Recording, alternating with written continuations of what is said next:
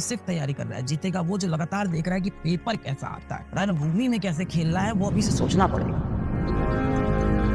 अब आप एक सिपाही से बोलो, क्या उसको इस तरह से सीढ़ी चढ़ना, रस्सी चढ़ना, पहाड़ पे चढ़ना, स्विमिंग करना, ये सब क्या इंटरेस्टिंग लगता होगा? हो सकता हो एक दिन लगे भी, रोज रोज तो नहीं लगता होगा। पर रोज आके सुबह वो 1 घंटे ग्राउंड के 5 चक्कर लगा रहा है, रोज आके वो सीढ़ियां चढ़ रहा है, वो पत्थर तोड़ रहा है, मजबूत कर रहा है खुद को। किस लिए? क्योंकि वो अपने आप को तैयार कर रहा है लड़ाई वाले दिन के लिए, कमांडो के लिए। उसको भी वो चीज बोर लगती होगी बेटा। और आप देखो सिपाहियों को भारत माँ की रक्षा करनी है, उनके अंदर ये इतना डीप ये फीलिंग बैठ चुकी है ना उनके अंदर कि उन्हें कोई चीज स्टार्ट नहीं कर पाई। और मैं आपको एक और सच बताता हूँ, कठिन है, बोरिंग लगता है, मैं मानता हूँ, मुझे भी लगता था। फिजिक्स में एक चैप्टर को आप 10 दिन पढ़ना, खूब अच्छे से पढ़ना। फिजिक्स में एक चैप्टर को 10 दिन पढ़ना खूब अच्छे से, उसके 100 सवाल प्रैक्टिस कर लेना, उसके 150 सवाल प्रैक्टिस कर लेना। कोई गारंटी नहीं है कि एग्जाम में आने वाला सवाल आपसे अभी भी हल हो जाए। डिफाइंड ही नहीं है ना, सवाल किसी भी फॉर्मेट में बन सकते हैं, क्वेश्चन की भाषा कैसी भी हो सकती है, न्यूमेरिकल वैल्यू कैसी हो सकती है, कैलकुलेशन में समय लग सकता है। ऑल्दो बहुत ज्यादा कैलकुलेशन नहीं कराता है आज के समय में, तो बिल्कुल नहीं करा रहा है, पर वहाँ पे case by case question different हो सकता है। यहाँ चांसेस ज्यादा है, स्कोप नहीं है बहुत ज्यादा वेरिएशन नहीं कर पाएगा।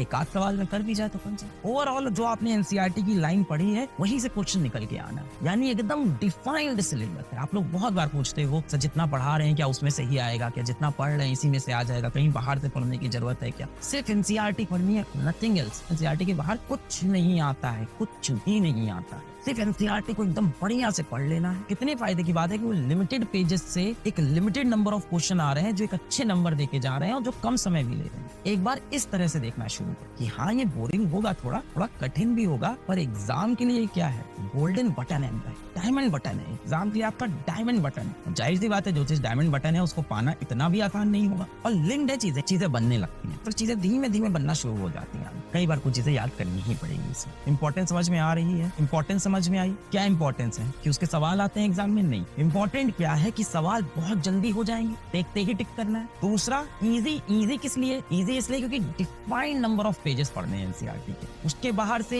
150 न्यूमेरिकल कर लो, सकता है एग्जाम में 151 न्यूमेरिकल आया हो, और फिर ये डिपेंड करता है आपकी कैपेबिलिटी पे, आपको कॉन्सेप्ट कितना अच्छा समझ में आया था कि आप वहाँ हल कर पाओगे कि नहीं कर पाओगे। जाहिर सी बात है नीट में जो बच्चे तैयारी करते हैं फिजिक्स कहीं ना कहीं उनका हमेशा कमजोर पार्ट बना रहता है, क्योंकि वो मैथ से भाग रहे कर लेते हैं, अपने नंबर सिक्योर कर लेते हैं, ये अपने नंबर सिक्योर कर लेते हैं और टाइम सिक्योर कर ले। 8 पंजे 40 सेकंड, यानी 1 मिनट के अंदर आपके सवाल हो चुके हैं सारे। चलो मैं बहुत ज्यादा नहीं बोलता हूँ, एक नहीं बोलता हूँ, मान लो 2 मिनट के अंदर, 2 मिनट के अंदर एग्जाम में आप 8 सवाल सॉल्व कर रहे हो। स्पीड आपको मिल गई है। कितना समय बचाएगा अब आपके कठिन कार्य, मेहनत का कार्य जहाँ पे सॉल्व करना है, कितना समय बच जाएगा? जीतेगा वो नहीं जो कमरे में बैठ के सिर्फ तैयारी कर रहा है, जीतेगा वो जो लगातार देख रहा है कि पेपर कैसा आता है, रणभूमि में कैसे खेलना है, वो अभी से सोचना पड़ेगा।